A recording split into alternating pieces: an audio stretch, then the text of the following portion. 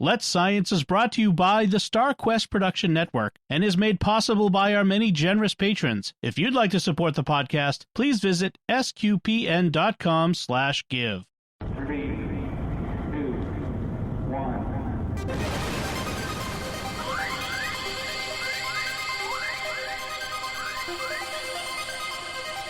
We live in a universe of scientific wonders. Every day, scientists are inching towards breakthroughs which can change our lives. We're playing our small part in sharing these wonders with you. That's why today is a fine day for science. So let's science. You always find interesting topics, Caroline. I'm not going to introduce this one.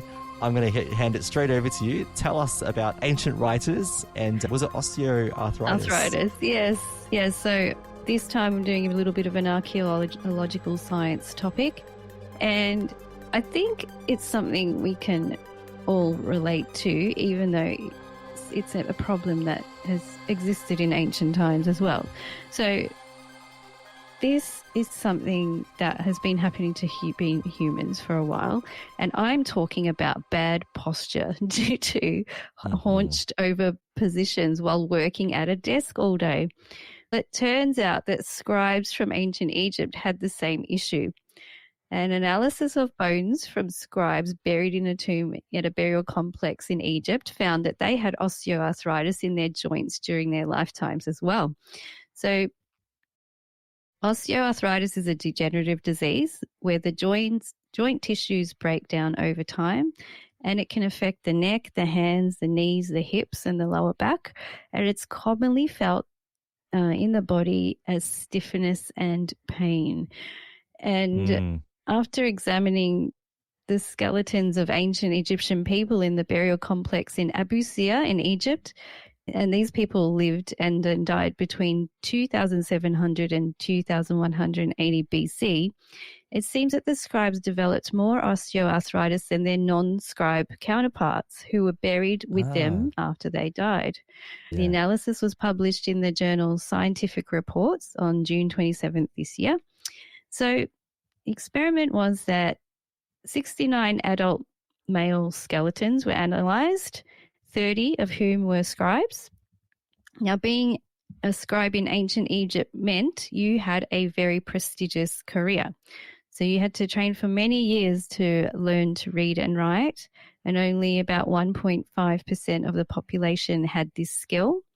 Boys, so they started at a very young age. They learned to read and write at school and trained to be a scribe from about 5 years of age. And these boys would have probably been from the middle classes. So they belonged to the elite of the population. It would have been extremely important to the administration of the state. You can imagine how much paperwork there is. So like I had to have somebody to do it.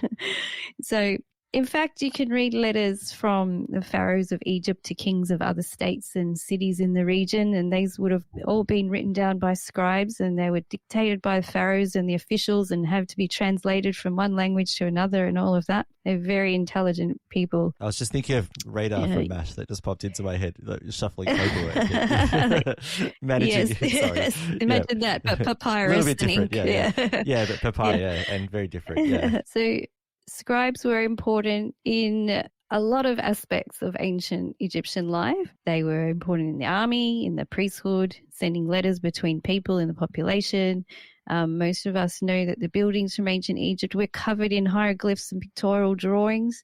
So they had to know how to draw and write and understand everything in all aspects of life.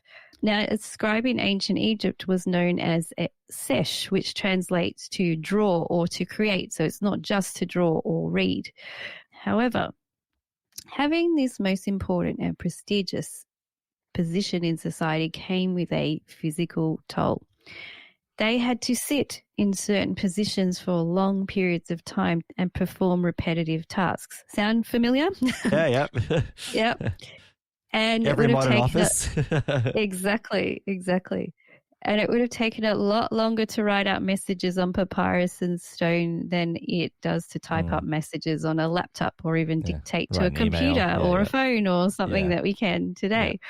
So the analysis of the scribe skeletons show that there were more degenerative changes in their joints compared to other adult males who performed different roles in society. They found that the most affected areas were the right collarbone, the right upper arm bone where it connects to the shoulder socket, and the bottom of the right thigh bone where it meets the knee and the vertebra at the top of the spine. I can feel it now. Anyone who's you thinking feel that feeling, of their It's bones shuffling right our now. chairs right now. So like last year I learned I had a bit of a degeneration at the top of my spine, which is quite normal for my age because I had a CT scan after having a bit of whiplash from a very minor car accident last year. So I'm feeling the pain as we talk about it. When you talk about your ailments and they come back when you're talking about it. Yes. So apologies to all those who have some back pain and making me think about it.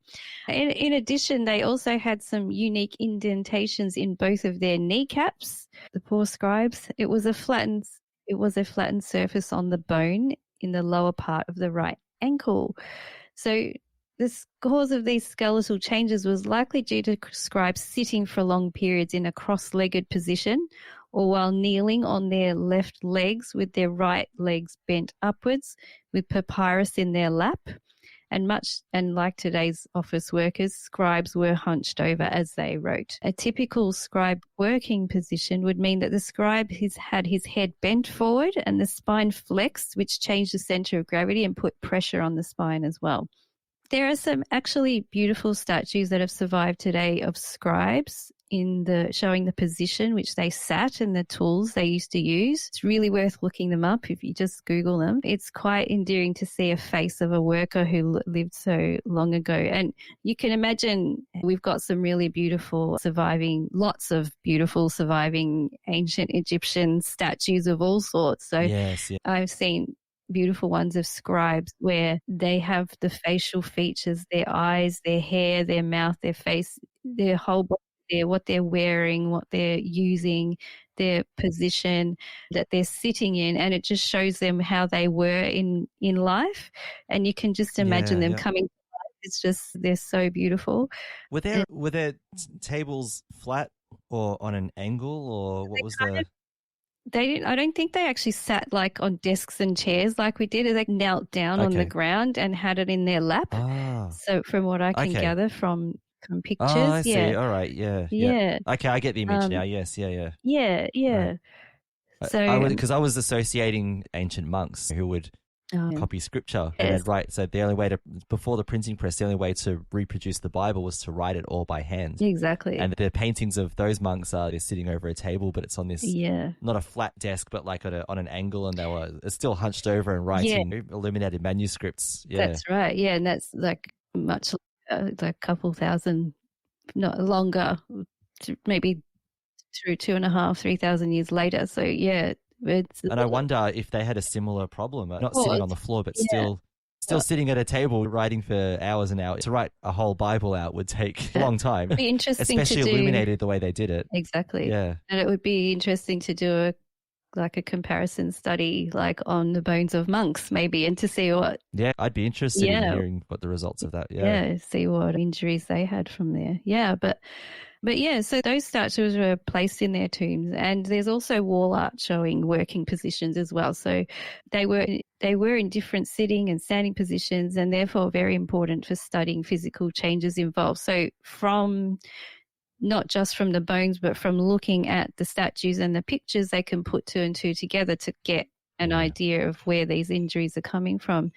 They also mentioned that the scribes' jaws and first bones on their right thumbs also to be affected, bearing the wear and tear not seen in other skeletons. And it was likely the result of scribes chewing the end of rush stems to create writing utensils, which they pinched with their thumbs as they wrote. And they said that the research reveals that remaining in a cross-legged sitting or kneeling position for extended periods and the repetitive tasks related to writing and the adjusting of the brush pens during scribal activity caused the extreme overloading of the jaw, neck, and shoulder regions. So, actually, I have a link that I'll put in the notes, and it's all about scribes in ancient Egypt, and it's got lots of pictures of statues and some writing utensils and some like other pictures about, so you can have an idea of what I've been talking about, the positions of the scribes writing. So yeah, that is a very ancient problem and a current problem, I think, that people have today. So yes. Yeah. I Googled some images as well just then while you were talking. Yeah, it looks like a crummy job. Yes. Yeah, wow. Just that the positions that they're in, I feel sore just looking at this as well, thinking about it. Yeah. And you can imagine, I'm just imagining from my very small knowledge of ancient Egypt, but when you see chairs, it's usually in the tombs of the pharaohs and stuff. Like coming to mind is Tutankhamun's seat, this throne that he had. Yes. So probably you couldn't be higher than the king. If he's sitting down, you got to be lower. So it probably has something to do with that as well. And I remember, and I don't know if it's an image of an Egyptian bed. Yeah. And some of them, they had a little thing protruding out and then a little round thing for your neck to go on. Yeah, they did. Yeah, it's like a little neck holder. Yeah. Probably they hadn't quite worked out comfort, had they? And you can in some cases, yeah. And you'd want to think that there were probably a lot of furnishings on the bed because we only see the frame. And I often think, goodness, that would have been uncomfortable. But probably they wouldn't let the king be uncomfortable. He would want to be comfortable because they're like the embodiment of their gods and all that as well. So they'd want them to be comfortable. Right. They just didn't have IKEAs in ancient Egypt yet. That's all. No, they didn't. When that came along, it solved everything, didn't it? Yeah. Just nice furniture. I was thinking as you were talking about, our lockdowns, not that we want to talk about those anymore. The dark days. They were actually. The dark days. But so because I'm a teacher, I was teaching from where you can see me sitting right now. But because it was day in and day out, I was getting a sore back from sitting in a chair for such a long time. And then, I found a cushion on Amazon, and it was like a donut kind of cushion, which supports your lower back, which helped for a while, but then obviously it didn't get better. Isabel helped me. I got my work laptop, put it on a stand on the desk, and I was standing up teaching like I was in the classroom. Like it was almost like putting on a performance almost, because I was standing in my office here at home and teaching, because I just couldn't sit down anymore. And because after months and months of sitting, because I would sit all day, go and have dinner, go to bed, wake up, start all over again. And it was not good for me. No. Yeah. So you can imagine why that those scribes had such bad issues. Imagine towards the end of their life when they get elderly, imagine how much pain they would have been in, and like they would have awful, been very stiff, and it would have been tough for them. They had medicine, but not the kind of medicine we have today. So it would have been difficult for them to really cope with it. But and the legacy they've left us with, the legacy of all their drawings and the history that they've left behind us. So we owe them a lot for all of their... Yes, that's right. That effort that they put in. And because of them, we learn a lot about ancient Egypt and a lot about ancient cultures. And there's a lot of other ancient cultures, so from Mesopotamia and things that have left their writings as well. Like in ancient Mesopotamia, like there's the cuneiform tablets, the tablets with all the cuneiform with Sumerian and the other language, Akkadian and all the other languages. And they're fascinating. They were on stone, so they had little clay tablets in their hand that they used to use a reed to put imprints into. And these are all left for us as well. And so I will think about if they have to hold it in their hand, imagine the strain on their hands as well. That they had to, like it was the size of a mobile phone, you hold it in your hand, and they had to use the other hand with a reed. And just thinking of the RSI and that they would have had in their poor wrist. Exactly, But it's because of them, we have all this knowledge from ancient times, which is just amazing. I was going to say that, and it's because it's not just that we have insights into the ancient world, but also these studies are important. It's not just, that's cool, but these studies can also give us wisdom about how we can cope with some of these problems in the modern world as well, which I really love. That comes out of that too. We can't discount history or the past. There is a lot to learn from it that to enlighten us today too, isn't there?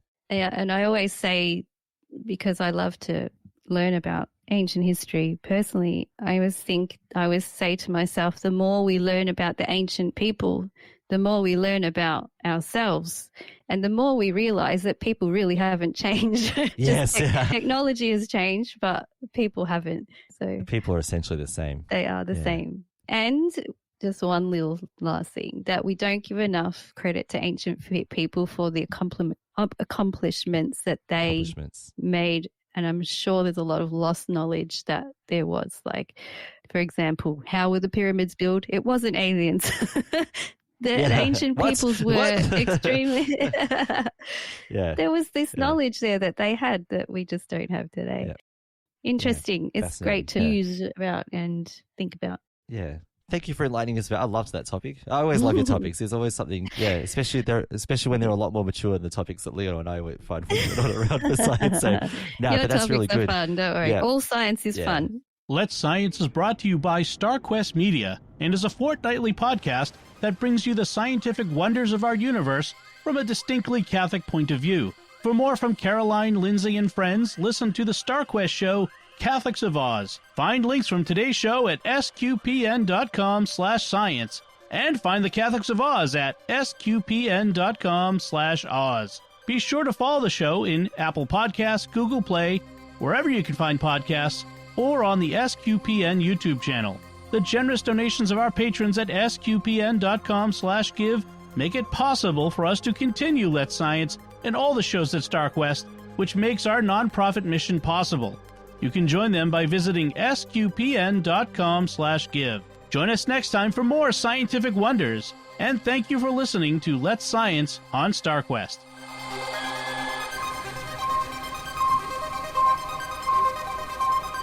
Here's another show on the StarQuest network you're sure to enjoy, The Secrets of Star Wars. Find it wherever fine podcasts are found or at sqpn.com/Star Wars.